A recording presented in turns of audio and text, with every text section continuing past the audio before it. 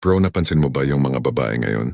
Kahit simpleng post lang nila sa story, may nagre-react agad, may nagme-message, may nagsisend ng meme, may nagpaparamdam. Pero kahit ganun kadami ang nag-aagawan ng pansin niya, bakit parang hindi ka niya napapansin? Alam mo yung pakiramdam na binuhos mo na lahat? Effort, oras, compliments, pero parang invisible ka pa rin sa paningin niya? Ang masakit pa minsan yung lalaking parang wala namang ginagawa.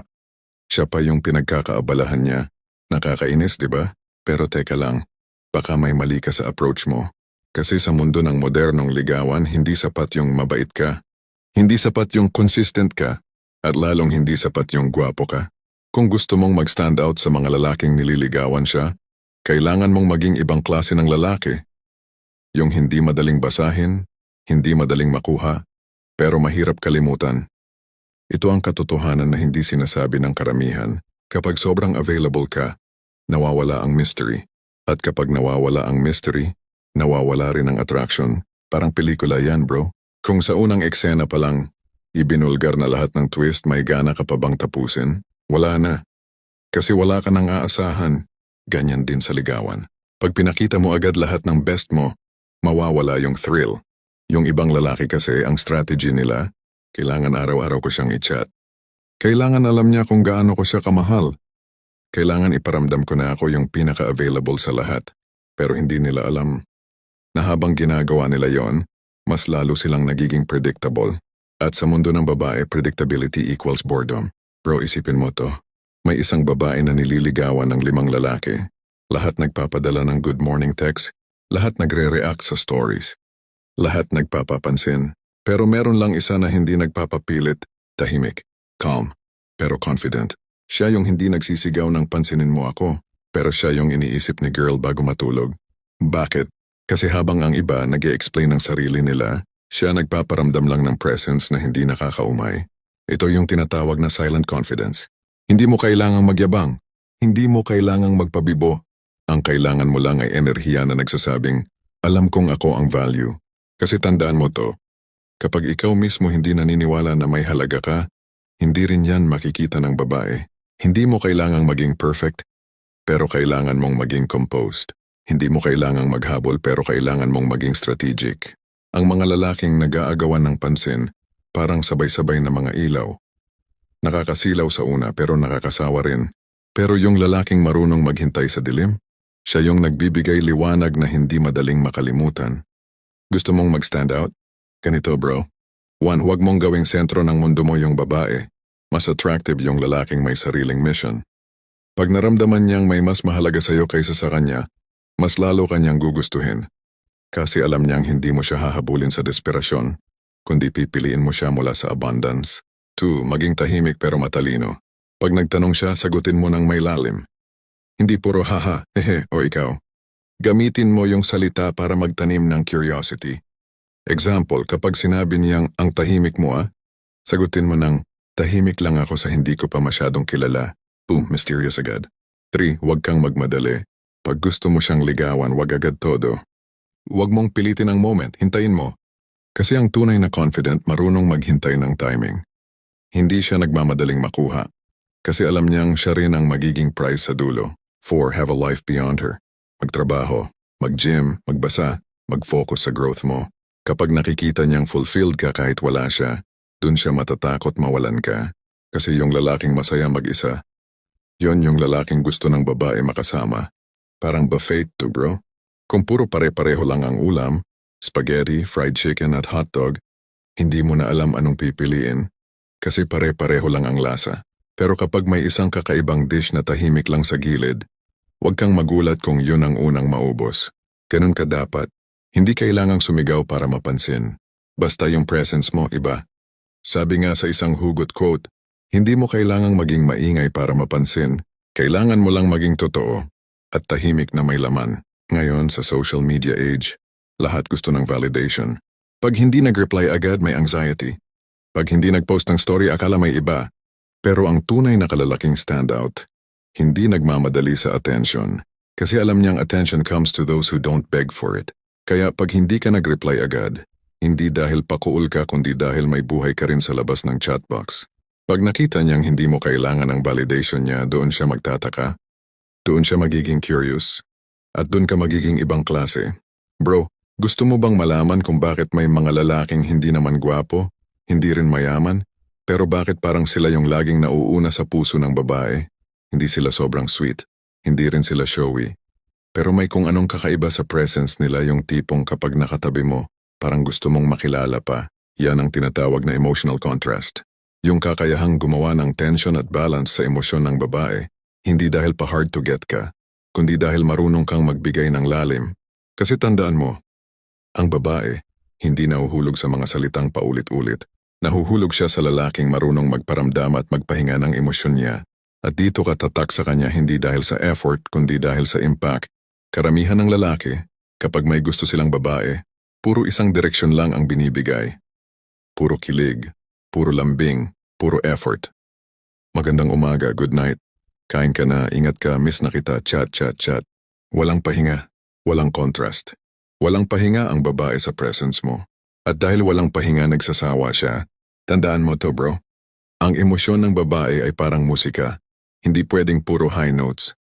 Kailangan ng rhythm, ng tempo, ng tahimik na pagitan para mas ma-appreciate yung melody. Kung puro ka kilig, mawawala yung thrill. Kung puro ka effort, mawawala yung excitement. Kasi ang puso ng babae hindi mo dapat laging punuin. Kailangan mo rin siyang bitinin. Isipin mo ito. 3 kayong nanliligaw. Lahat nagpapadala ng flowers, nag-aalok ng hatid sundo. Nagpaparamdam halos araw-araw. Pero ikaw, iba ang approach mo. Hindi ka palaging nandun. May araw na mag-uusap kayo ng malalim. May araw na tahimik ka lang. May gabing nagre-reply ka agad. May gabing hindi. Pero hindi dahil nagpa-play safe ka, kundi dahil may sariling rhythm ang energy mo. Anong epekto nito? Napapaisip siya. Bakit parang unpredictable siya? Bakit minsan parang ang lapit-lapit niya? Tapos biglang parang may sariling mundo. Bakit kapag kasama ko siya, kalmado lang siya? Pero parang may laman ang mga mata niya. Yan ang tinatawag na emotional tension. Yan ang dahilan kung bakit kahit hindi mo siya hinahabol, ikaw ang naiisip niya bago matulog. Kasi habang ang ibang lalaki predictable, ikaw may lalim. At tandaan mo bro, ang babae hindi nababaliw sa lalaking palaging available. Nababaliwala siya kapag wala ka. Pero napapaisip kapag may kakulangan ka. Hindi mo siya gustong saktan ha? Gusto mo lang gamitin ang emosyon bilang strategy. So paano mo gagamitin ang emotional contrast sa ligawan? Narito ang mga stoic plus psychological moves na pwede mong gamitin. Sunibigay pero bawiin. Kapag nagparamdam ka ng kaunting sweetness, sundan mo ng space. Halimbawa, mag-chat ka ng ingat ka, wag masyadong pagod ha. Pag nag-reply siya, wag mo agad sundan ng 20 messages. Pahingahin mo. Let her feel the energy na ikaw rin ay may sariling mundo. Bakit? Kasi kapag masyadong madalas, nawawala ang halaga ng effort mo. Pero pag bihira, tumitimbang. Parang ulan. Kapag araw-araw umuulan, nagsasawa ka. Pero kapag tagtuyot at biglang umulan, ramdam mo ang halaga ng bawat patak. 2. Maging unpredictable sa timing. Hindi mo kailangang maging pa-hard to get, pero kailangan mo maging authentic. May araw na sweet ka, may araw na reserved ka. Pag nakikita niyang hindi mo ginagawa ang lahat para magustuhan ka, mas lalo siyang magkaka-interes. Kasi ang mga babae, gusto nila ng emotional adventure. Ayaw nila ng textbook type ng lalaki. Gusto nila ng lalaking kaya nilang basahin, pero may mga pahinang hindi pa nila alam. 3. Magtanim ng lalim, hindi ng lambing. Kapag kausap mo siya, wag puro papuri. Minsan magtanong ka ng makabuluhan. Anong bagay ang gusto mong baguhin sa sarili mo? O ano yung pinakapangarap mong hindi mo pa nagagawa? Kasi bro, karamihan ng lalaki gustong makuha ang katawan. Pero yung kakaiba, gusto makuha ang isip. At kapag nakuha mo ang isip niya, ang puso niya ay kusa ng sumusunod. Or ipakita mong kaya mong mawala. Ito ang pinakamalakas na psychological weapon mo. Hindi sa pagiging cold, kundi sa pagiging content sa sarili. Kapag naramdaman ng babae na kaya mong maging masaya, kahit wala siya, magkakaroon siya ng subconscious fear of loss. At alam mo bang ang fear of loss ay mas malakas kaysa sa desire to gain? Kaya minsan, mas na-excite siya sa lalaking pwedeng mawala kesa sa lalaking palaging nandun. 5. Control the rhythm, not her emotions. Ang tunay na alpha, hindi ginugulo ang babae. Ginagabayan ang tempo ng connection. Hindi mo kailangang gawin siyang confused. Ang goal mo ay iparamdam ang balance. Kilig ngayon, tahimik bukas, meaning sa susunod. Kasi dun siya nahuhulog. Sa roller coaster ng emosyon na ikaw mismo ang may hawak ng manibela, Isipin mo ang chat pattern ng typical na lalaki. Good morning. Kamusta ka? Kumain ka na? Tulog ka na? Paulit-ulit. Routine. Predictable. Pero yung lalaki na marunong sa emotional contrast iba. Pag sinabi ng babae, ang tagal mo mag-reply, sasabihin niya lang ng kalmado. May mga bagay lang akong inaasikaso. Pero gusto kong magkwento ka kapag free ka. Boom. Hindi defensive. Hindi rin cold. Balanced, masculine. Kasi habang ang iba nagpapaliwanag, ikaw, nagpapatuloy lang sa mission mo. At yan bro ang nakaka-turn on sa babae. Yung lalaking may sariling direksyon, hindi nadadala ng emosyon ng iba. Ang babae parang alon sa dagat. Minsan kalmado, minsan mabangis.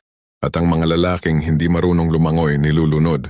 Pero ang lalaki na marunong huminga sa gitna ng alon, siya ang tinatabihan. Kasi hindi mo kailangang sabayan lahat ng emosyon niya. Kailangan mo lang matutunang umayon sa agos. Sabi nga sa Stoicism, control what you can, accept what you can't. Respond, don't react. Kapag may mood swing siya, huwag mong labanan. Huwag mong sabayan, observe mo lang. Kasi pag hindi ka nadadala sa emosyon niya, mararamdaman niyang safe ka. At kapag safe ka, doon nagsisimula ang attraction na may depth. May isang babae, si Ana. 3 ang naliligaw sa kanya. Si Carlon sobrang consistent, laging may regalo. Si June, laging sweet sa chat parang boyfriend na. At si Marco, tahimik pero marunong makinig. Hindi showy pero kapag nagsalita may bigat. Guess what? Si Marco ang pinili. Bakit? Kasi yung dalawa pinuno siya ng emosyon. Pero si Marco pinakalma siya. At sa gitna ng mga lalaki na nagpapaulan ng kilig, siya yung nagdala ng ulan na may meaning. Ang babae, hindi laging gusto yung nagpapakilig. Minsan gusto lang niya yung nagpapatahimik ng gulo sa isip niya. Hindi mo kailangang maging misteryoso para maging interesting. Kailangan mo lang maging totoo sa parang hindi madaling maabot. Kapag marunong kang umalis sa tamang oras, ikaw yung babalikan. Ang essence ng emotional contrast ay control. Hindi control sa kanya, kundi control sa sarili mo. Ang stoic na lalaki, hindi nagpapaikot ng emosyon ng iba para lang mahalin siya. Ginagamit niya ang mastery sa sarili para maging center of calm sa gulo ng mundo ng babae. Kapag tahimik ka pero puno ng lalim, ikaw yung sandalan niya kapag napapagod na siya sa drama ng mga nagpaparamdam. Yan ang dahilan kung bakit ang mga babaeng sanay sa atensyon nahuhulog sa lalaking hindi naghahanap ng pansin. Kung gusto mong mag-stand out sa mga lalaking nililigawan siya, huwag kang palaging present, maging worth missing. Huwag kang palaging sweet, maging may lalim. Huwag mong punuin ang emosyon niya, bigyan mo siya ng pahinga. Huwag kang mag-react, matutong mag-observe at mag-lead ng tempo. At higit sa lahat, maging lalaking kalmado sa gitna ng competition.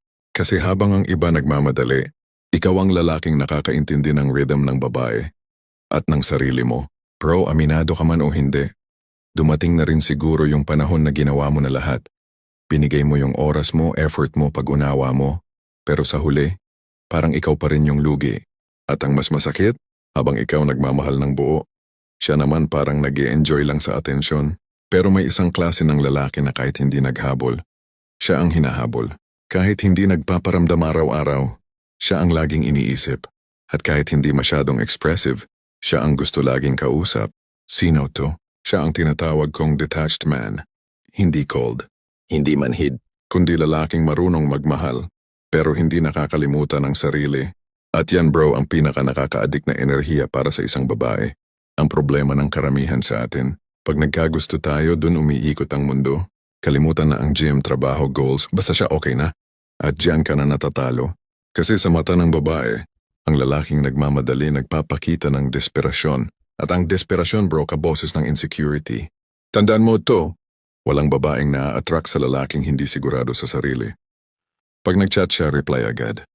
Pag nag-post siya, react agad. Pag nagparamdam siya ng konting lamig, panic mode ka na. Wala kang control. At ang lalaking walang control, hindi nakaka-turn on. Imagine mo ito. 3 kayong nagko-contest sa atensyon niya. Yung isa araw-araw nagte-text. Yung isa laging nagvo-volunteer para samahan siya. Ikaw, hindi masyadong nagpaparamdam. Pero pag nagkausap kayo, parang may spark na hindi niya ma-explain. Bakit? Kasi nararamdaman niyang iba ang energy mo. Hindi ka sabik. Hindi ka pressured. Relax ka lang. Parang alam mong wala kang kailangang patunayan. At habang yung iba nagpapapogi sa labas, ikaw, nagpaparamdam ng lalim sa loob. Bakit? Kasi marunong kang mag-detach. Ang detachment bro, hindi kawalan ng care. Ito ay mastery ng sarili. Ang ibig sabihin nito, kaya kong gustuhin ka. Pero kaya ko ring maging masaya kahit wala ka. At yan ang pinaka nakaka-curious sa isang babae. Kasi sanay siya sa mga lalaking takot mawala siya. Pero pag nakilala niya yung lalaking kayang mawala ng hindi natatakot, siya ang natataranta. So paano ka magiging detached man na hindi cold pero powerful? Narito ang stoic style moves na dapat mong i-apply. 1. Alamin kung saan nagtatapos ang emosyon mo. Hindi mo pwedeng ibuhos lahat ng energy mo sa kanya. Dapat may boundary. Kapag nagparamdam siya, respond. Pero huwag kang masyadong excited. Kapag nag-ghost ka, huwag kang mag-panic. Observe mo lang. Sabi nga sa stoicism, control what you can, accept what you can't. Hindi mo makokontrol ang feelings niya, pero makokontrol mo kung paano ka magre-react. 2. Huwag mong gawing sukatan ng halaga mo ang reaksyon niya. Pag hindi siya nag-reply, hindi ibig sabihin na may mali sa'yo. Pag hindi siya sweet, hindi ibig sabihin na hindi ka worth it. Kasi bro, ang self-worth mo, hindi dapat nanggagaling sa atensyon ng babae. Kung gusto mong mag-stand out, kailangan mong ipakita na hindi siya ang validation mo. Kasi sa mundo ng ligawan, ang pinaka nakaka-addict na lalaki ay yung hindi kailangan ng approval para maging buo. 3. I-anchor mo ang sarili mo sa purpose, hindi sa relasyon. Habang ang ibang lalaki nakafocus sa sana maging kami, ikaw dapat nakafocus sa paano ako lalago. Pag nakita ng babae na may direksyon ka, magiging natural sa kanya na sumabay sa mission mo. Kasi gusto ng babae yung lalaking may daang sinusundan, hindi yung nawawala sa kanya. 4. Practice the power of silence. Kapag may tampuhan, huwag mong piliting ayusin agad. Minsan silence ang pinakamalakas mong move. Kasi sa katahimikan mo may boses na maririnig siya. Yung realization na bakit hindi siya naghabol. At sa oras na maramdaman niyang hindi mo kailangan ng approval niya, doon niya mararamdaman kung gaano siya gustong bumalik sa presence mo. 5. Huwag mong kontrolin inspire mo. Hindi mo kailangang manipulahin ng babae. Ang kailangan mo ay maging kalmadong leader ng emosyon. Kapag malambing siya, i-appreciate mo. Kapag malamig siya, huwag kang ma-offend, smile ka lang. Kasi habang ang iba napipikon, ikaw steady lang. At doon niya makikita na hindi ka ordinaryo. Sa panahon ngayon bro, maraming lalaki ang na-addict sa dopamine ng notification. Pag nag-seen, may meaning. Pag nag-reply, kilig agad. Pag hindi nag-reply, anxious agad. Pero ang detached man, hindi siya alipin ng notifs. Busy siya sa mission niya, hindi sa chat bubble. Pag nag-text siya, may purpose. Pag hindi, okay lang. May sarili siyang routine. At ironically, yung babae mismo ang maghahanap sa kanya. Kasi sa mundo ng overstimulation, siya lang yung lalaking tahimik pero totoo. Isipin mo ang buwan. Hindi naman ito laging nakikita. Pero kahit ganun, lahat ng tao inaabangan pa rin siya. Hindi siya sumisigaw ng pansinin niyo ako. Tahimik lang siya pero nandun.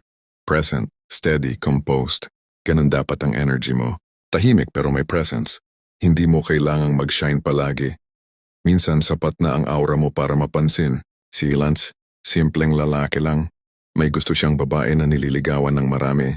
Ang mga karibal niya, puro flex ng kotse, post ng gym selfie, sweet sa stories. Siya tahimik lang. Hindi siya nag-react sa stories ng babae. Hindi rin siya nagpaparamdam araw-araw. Pero minsan magko-comment lang ng isang linya. Nice shot, ganda ng kulay. Simple, pero confident. Walang emoji, walang OA. Pag nagkita sila, hindi siya pilit. Hindi siya sobrang charming, pero kalmado. At habang nagkukwento si girl, nakikinig lang siya ng may ngiti. Pag-uwi ni girl, siya ang nasa isip. Hindi dahil sa sweet gestures, kundi dahil sa presence na tahimik pero malalim. Yun ang detached man. Hindi mo kailangang magsalita ng marami para mapansin. Kailangan mo lang ng consistency ng composure. Kapag kaya mong maging masaya kahit walang closure, dun mo malalaman kung gaano ka nakalakas. Hindi lahat ng umaalis ay talo. Minsan, sila lang yung marunong pumili ng kapayapaan kaysa sa gulo. Ang pinakamalakas na lalaki, hindi yung marunong sumigaw, kundi yung marunong manahimik habang may bagyo sa loob. Ayon sa mga Stoics, ang tunay na lakas ay hindi nakikita sa panlabas na anyo, kundi sa kakayahang hindi madala ng emosyon ng mundo. Marcus Aurelius once said, "You have power over your mind, not outside events. Realize this and you will find strength." Kaya kung gusto mong mag-stand out, huwag mong labanan ang ibang lalaki sa pagpapasikat. Labanan mo ang sarili mong pangangailangan ng validation. Kasi pag nakamit mo yung kalmadong detachment na yan, ikaw na mismo ang magiging rare energy na gustong maramdaman ng babae. Pag di siya nag-reply, Mag-jogging, magbasa, gumawa ng project. Huwag mong i-chat ulit. I-train ang sarili mo na huwag mag-react agad. Pag nagsimula siyang maging malamig, huwag mong tanungin kung may problema. Magbigay dong space at makikita mo, siya mismo ang babalik para punan yung silence. Pag naging sweet siya, enjoy mo, pero huwag mong gawing sentro ng mundo mo. Laging may balance, parang ilog na may daloy. Hindi baha na lumalamon sa lahat. Bro, real talk. Sa panahon ngayon, halos lahat ng lalaki habol ng habol. Nagpapa-cute, nagpaparamdam, nag-a-adjust sa mood ng babae. Parang laging audition. Pero ang hindi nila alam, habang mas pinipilit mong mapansin ka, mas nawawala ang value mo. Ngayon, isipin mo, paano kung baligtarin mo ang laro? Paano kung siya mismo ang magsimulang mag-invest sa iyo? Hindi dahil pinilit mo, kundi dahil ginusto niya. Ito bro ang tinatawag na reverse chase. At kung marunong kang gumamit ng tamang psychology, hindi mo na kailangang maghabol dahil siya na mismo ang gagawa nun. Ang problema sa maraming lalaki, ang gusto nila, instant attraction. Magpapakita ng effort ngayon, gusto may result agad bukas. Magpaparamdam ngayon, gusto mapansin agad mamaya, pero hindi ganun ang psychology ng attraction. Ang babae hindi na-attract sa effort per se, na-attract siya sa value. Sa idea na, kung hindi ko siya pipiliin, mawawala ako ng something rare. Ang tanong, paano mo ipaparamdam yan kung ikaw mismo ay nagmamadaling mapansin? Kasi bro, tandaan mo to, the more you chase, the more she escapes. But the more you focus on yourself, the more she gravitates. Isipin mo to. 3 kayong nanliligaw. Si Ryan, araw-araw nag-aabot ng flowers. Si Leo, laging online, nagre-react sa lahat ng posts. Ikaw, tahimik lang. Minsan nagre-reply, minsan hindi. Pero pag nagkausap kayo, may depth. Hindi ka nagmamadali. Hindi ka nag-a-adjust. At habang yung dalawa nagkukumpetensya ng effort, ikaw steady lang sa sarili mo. Alam mo anong nangyayari? Unti-unti siyang nagtataka. Bakit hindi siya kagaya ng iba? Bakit parang hindi siya affected? Bakit parang mas gusto kong siya yung magparamdam? Ayan na. Reverse chase activated. Ngayon bro, paano mo magagamit ang reverse chase sa totoong buhay? Nang hindi ka nagmamanipula, kundi nagiging strategic lang? Narito ang 6 Stoic-inspired psychological triggers na nagiging dahilan kung bakit siya mismo ang mag-i-invest sa iyo. 1. The energy mirror technique. Ang babae natural siyang marunong magbasa ng enerhiya, kaya kung palagi kang eager, mararamdaman niyang ikaw ang mas may gusto. Pero kung marunong kang mag-mirror ng energy, hindi sobra, hindi kulang, mararamdaman niyang balanced ka. Halimbawa, kung dry ang reply niya, huwag mong pilitin ang conversation. Kung short lang message niya, short lang din sa'yo. Pero kung biglang nagiging warm, match mo rin. Ganito mo siya tinuturuan ng rhythm. Hindi ako nagmamadali. Sasabay lang ako sa'yo kung genuine ka. At dun siya magiging curious kasi bihira yung lalaking may self-control sa emosyon. 2. The pullback effect. Kapag binigyan mo siya ng attention, tapos bigla kang bumalik sa focus mo, magkakaroon siya ng emotional gap. At ang utak ng babae bro ay allergic sa vacuum. Kapag bigla kang nawala, gusto niyang punan yung space mo. Halimbawa, nagkaroon kayo ng deep convo kagabi, tapos kinabukasan, hindi ka nagparamdam agad. Ang una niyang iisipin, bakit parang nag-iba siya? Boring ba ako kahapon? May iba kaya siyang kausap? Boom. Ngayon siya na ang curious. At kung sino ang curious, siya ang nag-i-invest. 3. Invest emotionally. First, not financially. Ang mga lalaki ngayon, mabilis maglabas ng pera, flowers, gifts, food, surprises. Lahat pinapakita agad. Pero ang babae, hindi yan ang nagpapahulog sa kanya.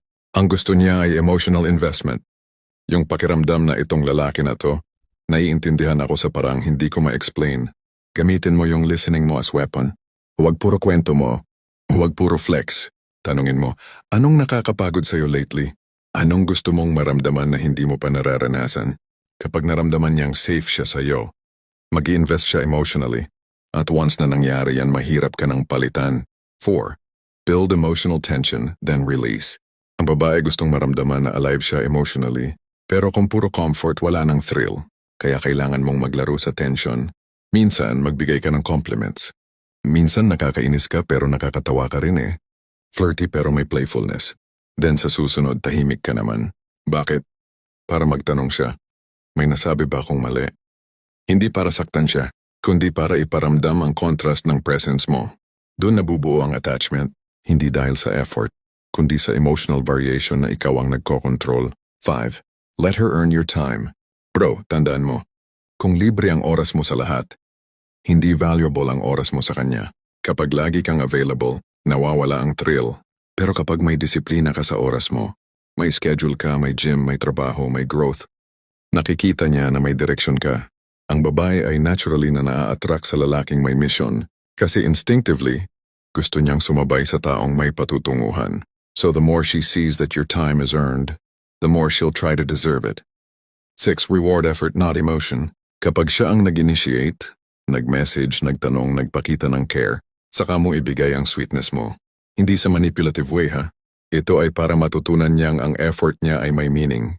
Kung lagi kang sweet kahit wala siyang ginagawa, mawawala ang sense of balance. Pero kapag binigyan mo siya ng lambing bilang response, mararamdaman niyang special talaga yon. Bro, isipin mo parang apoy ang attraction. Kung puro hangin, attention, ang ibubuga mo mamamatay agad. Pero kung tama lang, minsan mo lang hipan, minsan mo lang pakialaman, mas lalong lumalaki yung apoy. Ganun ang babae. Hindi siya nasusunog sa effort, nahuhulog siya sa timing. Ang apoy ng interes hindi sinusunog sa sobrang effort. Pinapalakas sa tamang distansya, si Ken at si Mira. Sa umpisa, si Mira ay sanay na siya ang nililigawan. Lahat ng lalaki nagpapadala ng gifts, comments, attention. Pero kay Ken, iba. Tahimik siya pero attentive. Hindi siya pa hard to get pero hindi rin clingy. Kapag nag-uusap sila, may lalim, hindi drama. Kapag nagkikita, hindi siya papogi pero marunong magpatawa. Isang araw si Mira na ang nag-message, "Uy, ang tahimik mo ah, busy ka ba?" Boom! Nagbago na ang role. Hindi mo kailangan ng script para mapansin, kailangan mo lang ng presence na may laman. At sa mundo ng ligawan bro, yun ang tunay na panalo. Kapag siya mismo ang nagparamdam ng pangungulila sa'yo. Hindi mo kailangang habulin ang taong para sa'yo. Kailangan mo lang maging lalaking mahirap kalimutan. Ang attraction, hindi laging tungkol sa pagpapakita. Minsan, nasa tahimik na confidence na hindi kailangang ipaliwanag. Kung marunong kang maghintay, darating yung babaeng mapapansin yung lalim mo, hindi lang yung effort mo. Ayon sa mga Stoic, ang tao na hindi kontrolado ng emosyon ng iba, siya ang tunay na malaya. Kaya kung gusto mong mag-stand out sa mga lalaking nililigawan siya, maging lalaking marunong mag-observe, hindi mag-react, maging lalaking nagbibigay ng presence, hindi pressure, at higit sa lahat, maging lalaking kaya niyang umalis, pero pinipiling manatili. Marcus Aurelius said, "Hindi mo kailangang ipilit ang pagmamahal. Ikaw mismo ang nagiging magnet ng respeto, ng attraction, at ng curiosity. Para maging lalaking hinahabol ng babae, hindi habol sa babae, tandaan mo to. Mag-mirror ng energy, huwag sumobra. Bigyan siya ng space para mag-invest. Build emotional tension and then release. Ipagkait ang oras mo sa hindi deserving. Reward effort, hindi emosyon. At higit sa lahat, huwag kang maging alipin ng validation. Kapag na-master mo yan, hindi mo kailangang patunayan ang sarili mo sa kahit sino. Dahil ang presensya mo pa lang, sapat na para maramdaman niyang iba ka. Kung nagustuhan mo ang video na ito, i-comment mo sa baba. Ako ang standard, hindi ang naghahabol. Kasi bro, tandaan mo, ang tunay na lalaking kaakit-akit, hindi yung maraming effort, kundi yung marunong maging kalmado sa gitna ng ingay.